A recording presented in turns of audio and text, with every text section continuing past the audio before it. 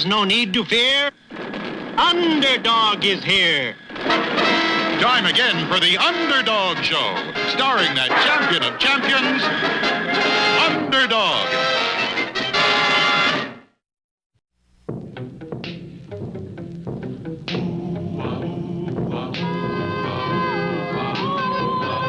When criminals in this world appear and break the laws that they should fear and frighten all who see or hear, the cry goes up both far and near for Underdog. Underdog. Underdog. Underdog. Speed of lightning, power of thunder, fighting all who plunder.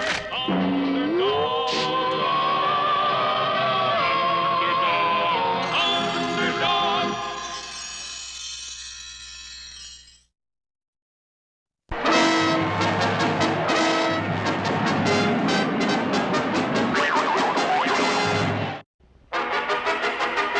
Flying Sorcerers had captured Sweet Polly Purebred and brought her to their planet to be King Cup's new baking slave. So, Sweet Polly Purebred, now we shall have cake that tastes like cake. Lock her in the baking kitchen and have her bake a cake at once. No! Oh, no! Let me go! Take your hands off me! But it was no use. Now, you set to baking a cake, old girl, or we'll be forced to saucer you. Turn you into a bug. Oh, no, not that! Then set to work, old girl. Hurry along with that cake. And as Sweet Polly set to work to bake a cake for the Flying Sorcerers, where was the powerful Underdog? Tumbling through space, headed for Earth. For the Flying Sorcerers had changed Underdog into nothing more than a bouncing ball.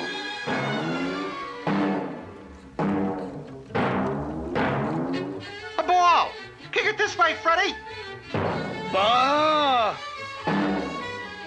Ball! Using his amazing power of concentration, Underdog fought desperately to break the spell of the Flying Sorcerers. I'm back to myself, but I'm not right at all. I feel myself changing back to a ball. And while Underdog bounced helplessly along, what of Sweet Polly Purebred on the planet of the Flying Sorcerers? Ooh, delicious. Jolly good. Top drawer. Now, may I go home? Will you take me back to Earth where I belong? Back to Earth. You're going to stay here and bake us cakes forever. This time I want 50 cakes instead of 1. No! Let me go! You can't argue with Dad, old girl. 50 cakes! I shall have to use this huge mixing bowl and mixer. Oh, if Underdog were only here to take me away from all this. But Underdog was not there. Instead, he had bounced into the middle of a girls' volleyball game. Hit it, Jane! Ball! Look, that's not a ball at all! It's Underdog! I'm back to myself, but I'm not right at all. I feel myself changing back to a ball. Meanwhile, back with the Flying Sorcerers, Ooh, delicious. But not enough cake. This time you must bake 500 cakes. But I can't. Please. No use, old girl. Back to the job. There's no other way. Now I shall have to use this biggest of all mixing bowls and this huge electric mixer. I'm so weary. If only Underdog were here. but unfortunately, the once powerful Underdog had now bounced his way into a hard-fought basketball game.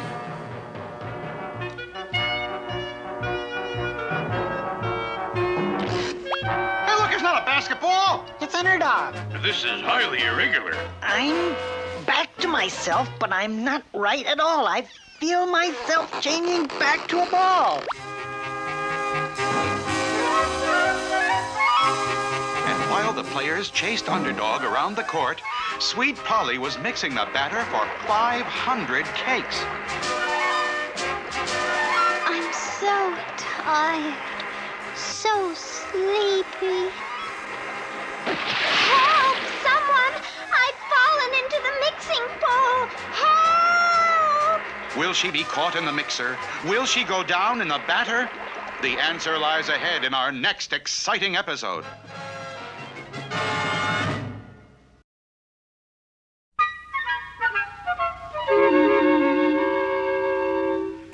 One bright and sunny day, the surface of Bongo Bay was alive with activity. Sailboats of all kinds skimmed across the water, practicing for the Royal Yacht Race. Of course, everyone knew that the Kinganoti would win. They always won because they were the best sailors in Bongo Congo. Experienced, daring sailors of the sea.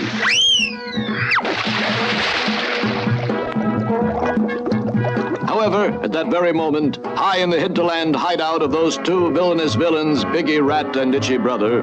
Yeah, I like to see by the papers that the big yacht race is coming off next week. Who cares about big races? We're after big money, see? Well, it's always the Royal Cup they give to the winner. Oh, who cares about cups? We're looking for cash. Yeah, but the cup is like solid gold, man. Well, who cares about solid gold? Gold?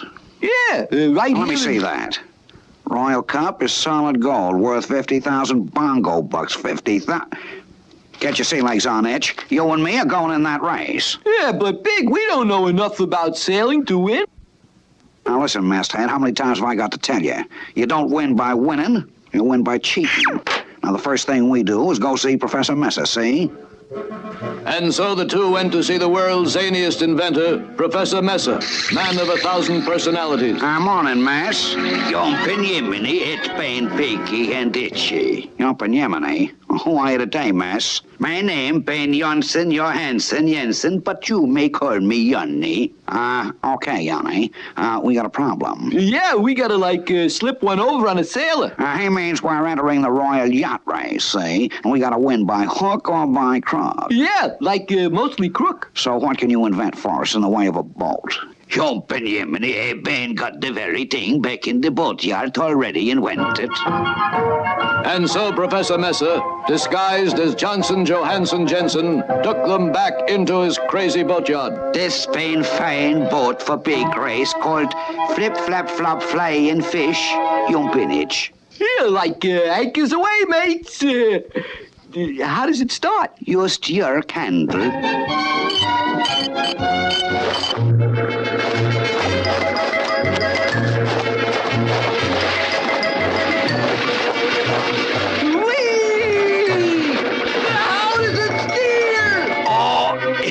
Just remember, no rudder. Open Yemeni, here is first-rate racing boat called Australian Crawler, I show you.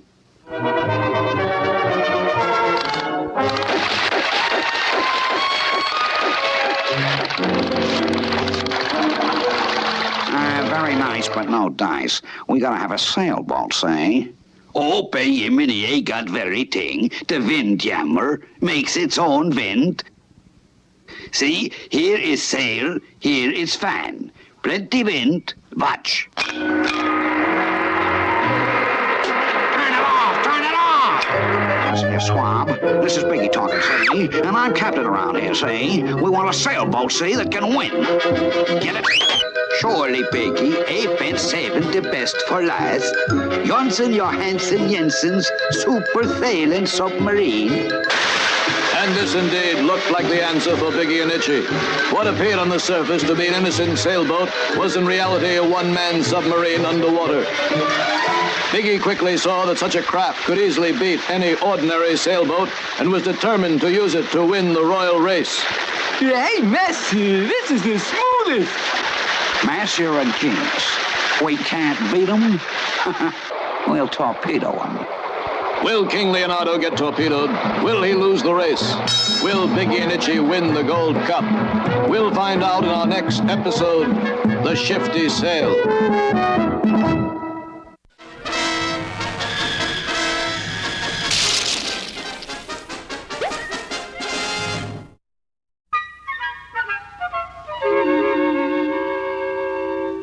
In our last last episode, everyone was practicing for the Royal Yacht Race, even though they knew that the King and Odie would win as usual because they were the best sailors in Bongo Congo.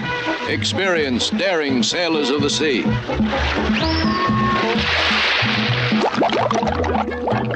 However, when Biggie Rat heard that the winner of the race received a solid gold cup worth 50,000 bongo bucks, he decided to enter. So the two villainous villains went immediately to the world's zaniest inventor, Professor Messer, who was disguised as Johnson Johansson Jensen, a most unusual Swedish shipbuilder.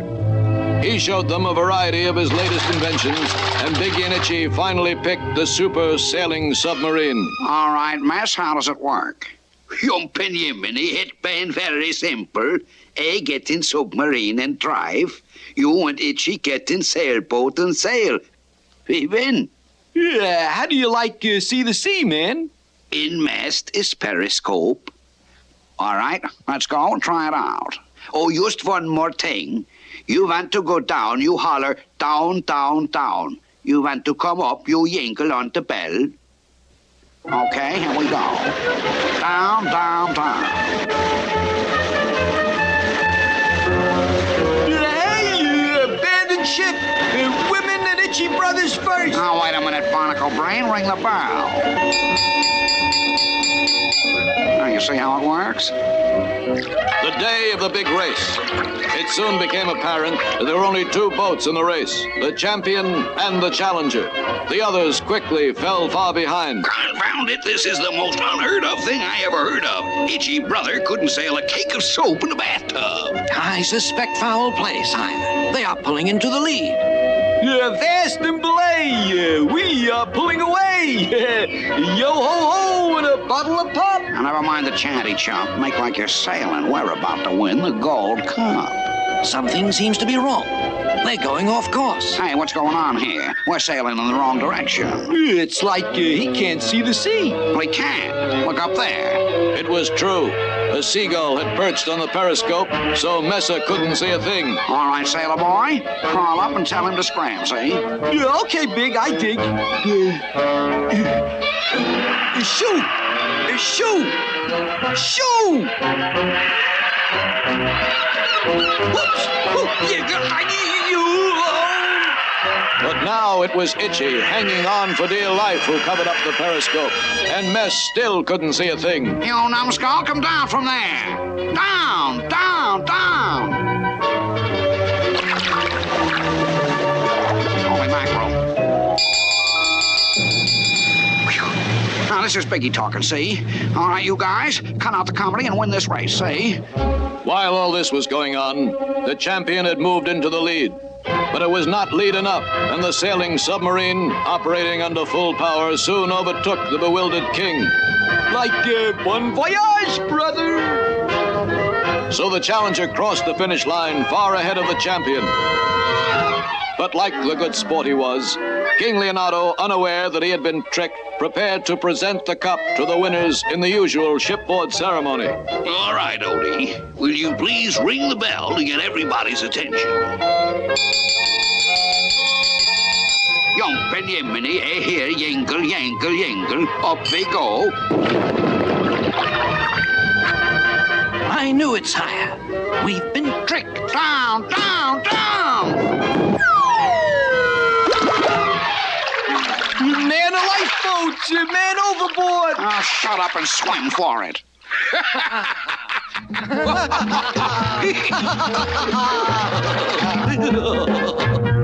Once again, Biggie and Itchy got in over their heads, and the king came out on top. Have Biggie and Itchy learned their lesson? We'll find out in our next episode of The King and Odie. Sweet Polly Purebred, the baking slave on the planet of the Flying Sorcerers, had fallen into the giant mixing bowl with no one to help her. Help! Please help! Where is my underdog gone? Where was Underdog? Just a ball on a basketball court. But then,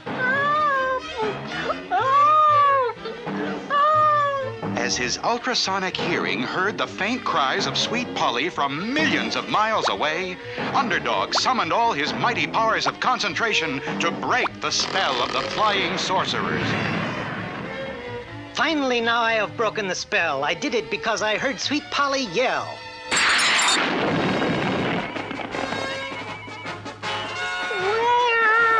Where has my underdog gone?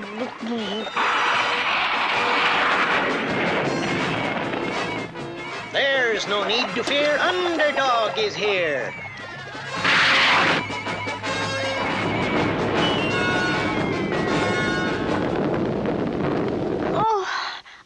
Underdog, you saved me.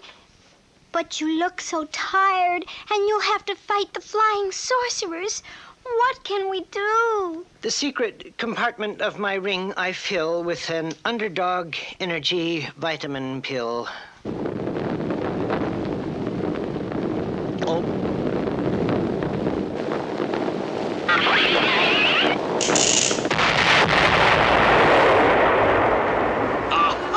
Capture this villain who would steal our baking slave.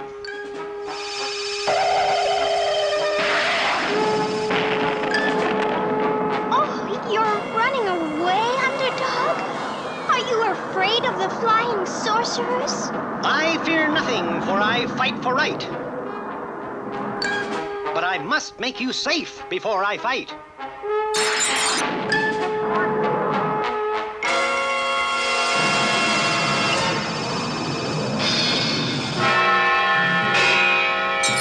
Quite full of vim and vigor, eh, Brick? We'd better get a bit of help.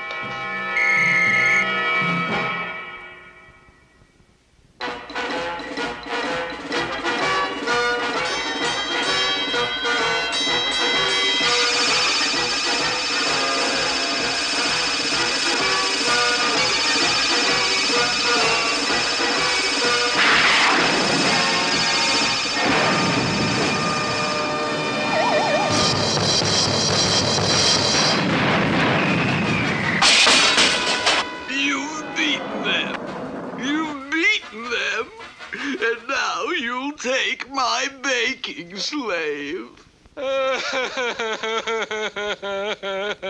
Crying helps nothing. It never can. So dry your tears and act like a man.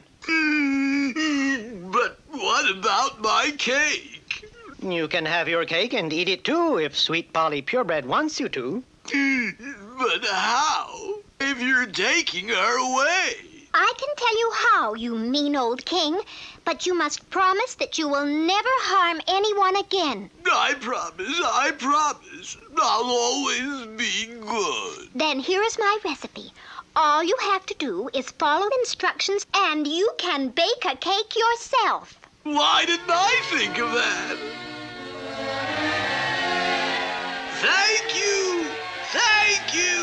And so, with King Cup and all the Flying Sorcerers living happily ever after, the people back on Earth could once more look into the sky and say, Look! It's a plane! It's a bird. It's a frog! A frog? Not plane nor bird nor even frog. It's just little old me. Underdog.